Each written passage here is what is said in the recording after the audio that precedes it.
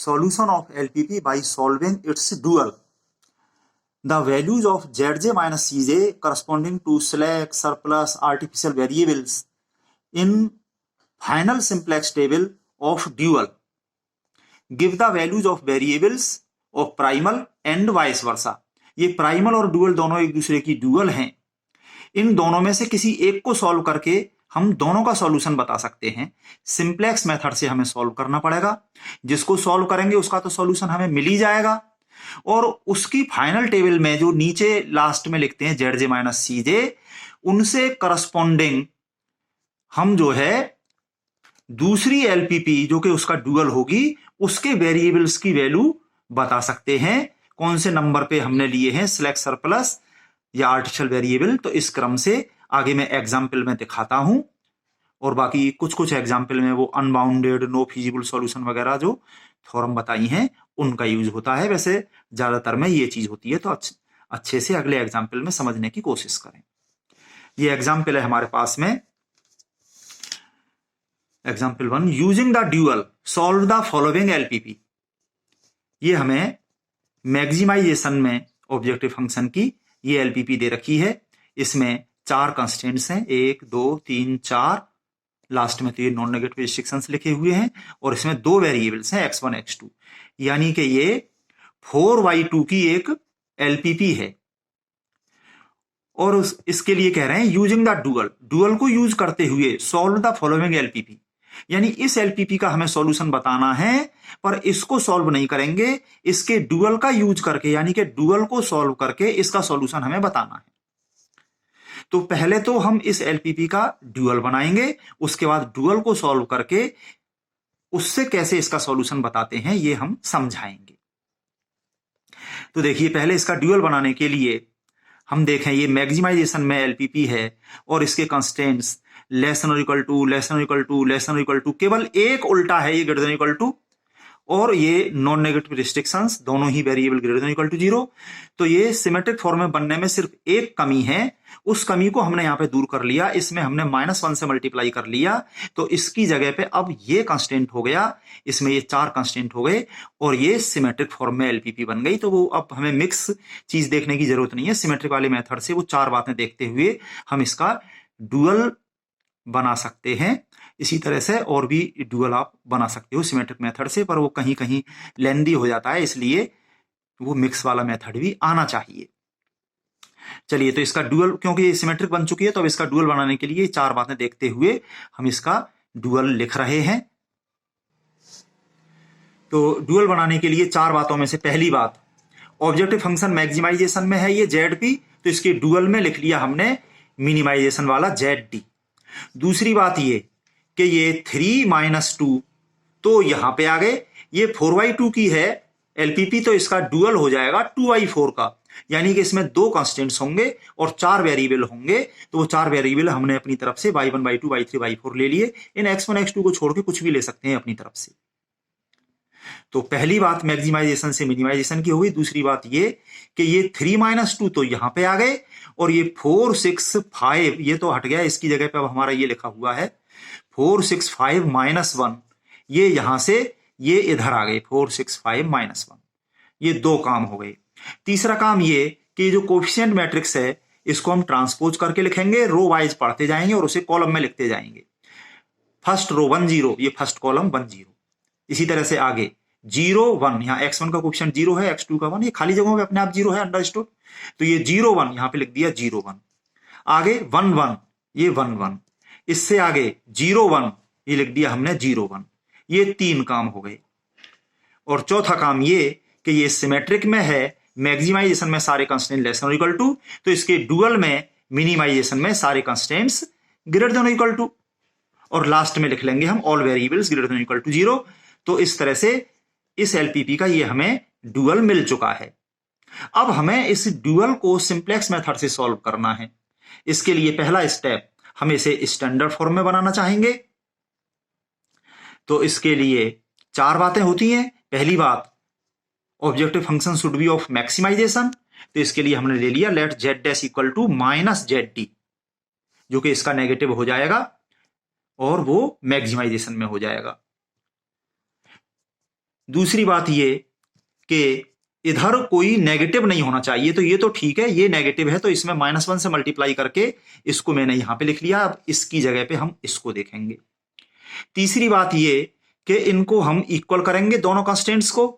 Equal करने के लिए ग्रेटर देन इक्वल टू, तो इसमें सरप्लस वेरिएबल सेपरेट कर देंगे, नाम दे दिया उसका y5, और ये लेस देन इक्वल टू में हम ऐड कर देंगे सिलेक्ट वेरिएबल y6, तो ये इक्वल हो जाएंगे। तो इसको मैं यहां पे लिख रहा हूं, introducing surplus variable y5 and select variable y6 above dual becomes in following standard form, क्योंकि उसकी चौथी बात ये कि ये all variables greater than equal to 0 ये दे ही रखें, और हमने जो दो वेरिएबल लिए हैं वो ग्रेटर देन इक्वल टू 0 हम लिखेंगे ही, तो वो इसमें चौथी बात हो जाएगी। तो इस एलपीपी का ये स्टैंडर्ड फॉर्म बन गई। Maximize z dash equal to negative of this subject to, इसमें -y5 इक्वल टू 3 और इसमें +y6 equal to 2 and all variables greater than equal to 0। y1 एक सीध में, y2 एक सीध में, इस तरह से लिखेंगे कि खाली जगहों पे ये अपने आप 0 है, बस पहली लाइन में हम ये 0 इसी तरह से दिखा देते हैं।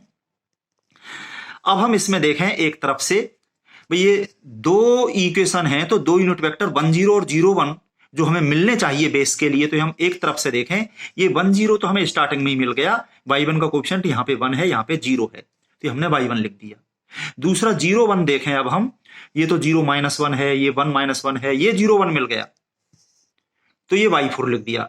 हालांकि ये 0 1 हमें यहां पे भी मिल रहा है, पर हमारी आदत है पहले जो आता है हम उसको नंबर पे ले लेते हैं। तो इन दोनों वेरिएबल्स y1 y4 को बेसिक मानते हुए इनके अलावा जो वेरिएबल हैं वो अपने आप नॉन बेसिक हो जाएंगे, और ये हमने नॉन बेसिक को इक्वल टू 0 रखते हुए इनिशियल बीएफएस लिख दिया। y1 y4 के अलावा y2 y3 y5 y6 सबको इक्वल टू 0 रख के ये हमें फर्स्ट इक्वेशन से तो y1 इक्वल टू 3 मिल गया, ये तो 0 हो गए, और सेकंड इक्वेशन से ये 0 हो गए, और ये y6 भी 0 है नॉन बेसिक, तो y4 की वैल्यू मिल गई है 2, ये इनिशियल बीएफएस। और यहां से आगे बनाएंगे हम सिंप्लेक्स टेबल।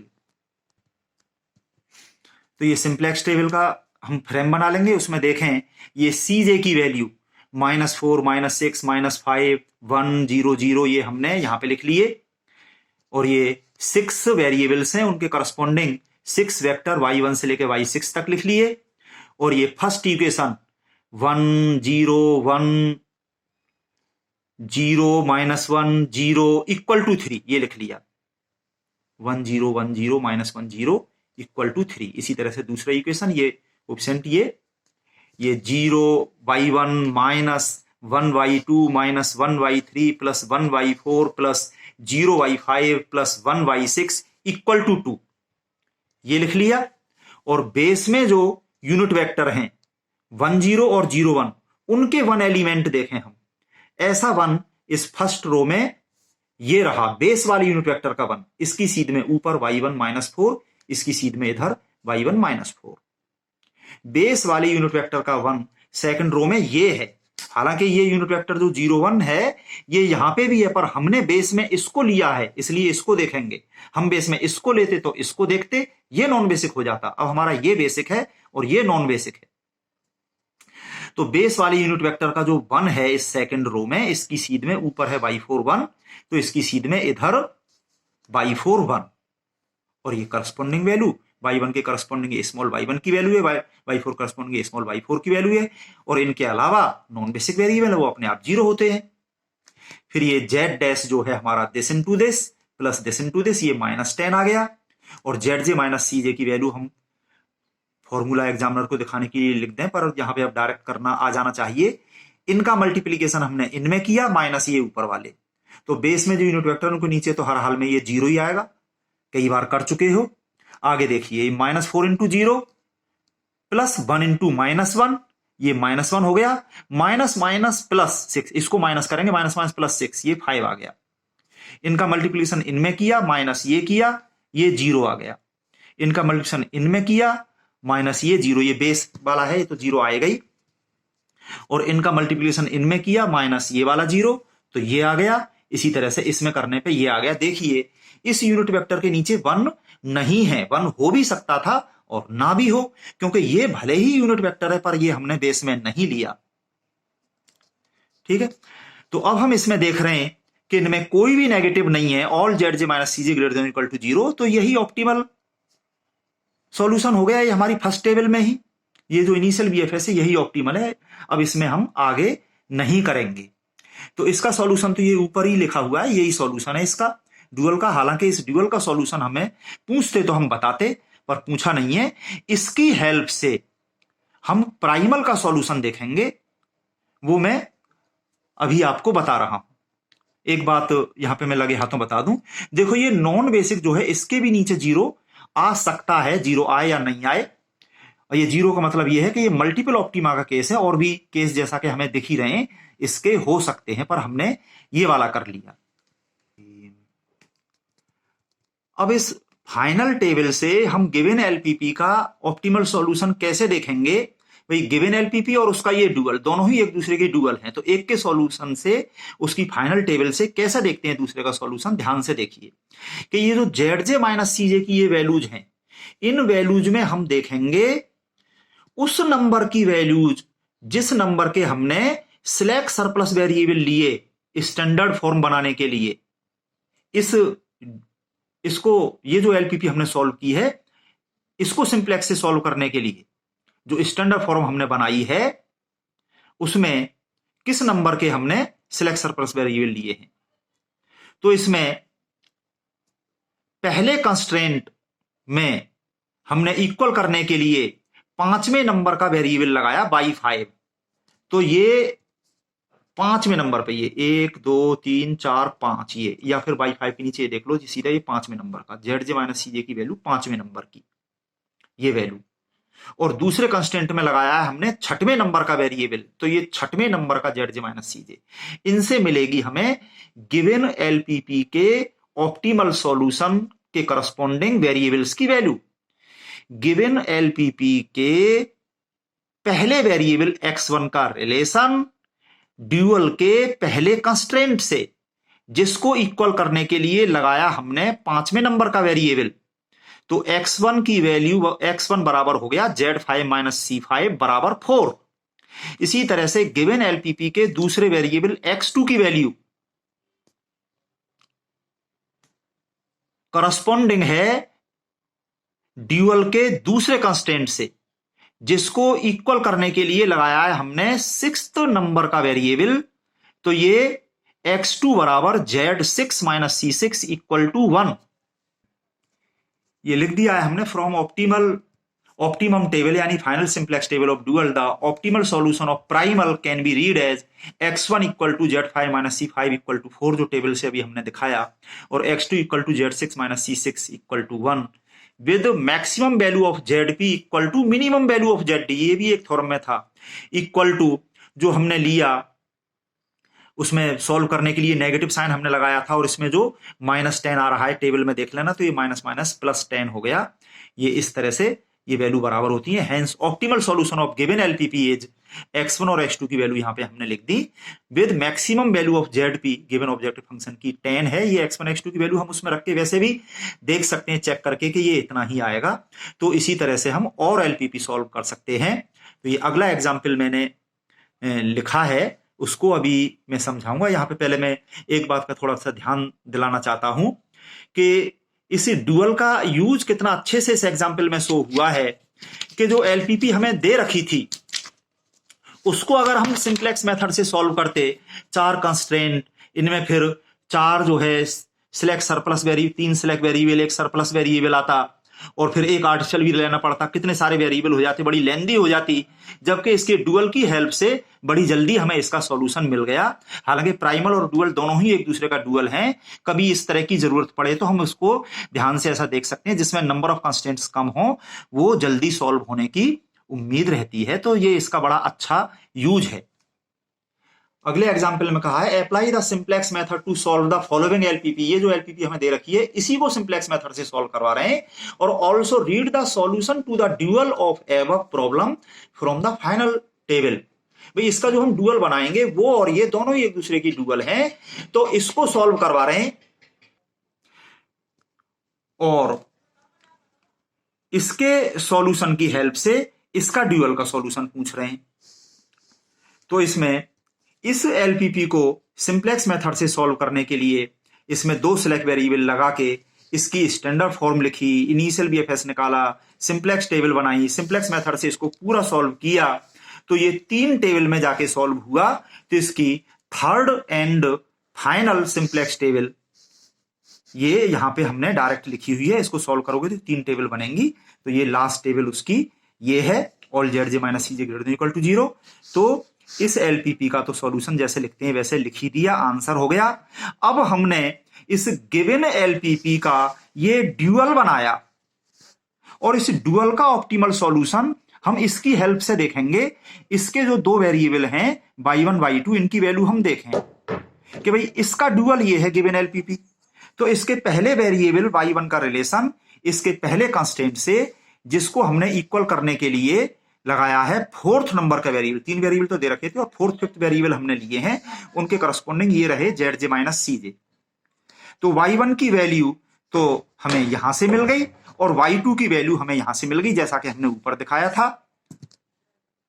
ये लिखा हुआ है हमने यहाँ पे, from the final simplex table of the primal the optimal solution of the dual can be read as y1 equal to z4 minus c4, जो कि टेबल में नीचे 0 है 4th नंबर पे जेड जे माइनस सी जे की value, और y2 equal to z5 minus c5, जो कि टेबल में लास्ट में ये वैल्यू इतनी है, with minimum value of z d equal to maximum value of z p equal to इतना।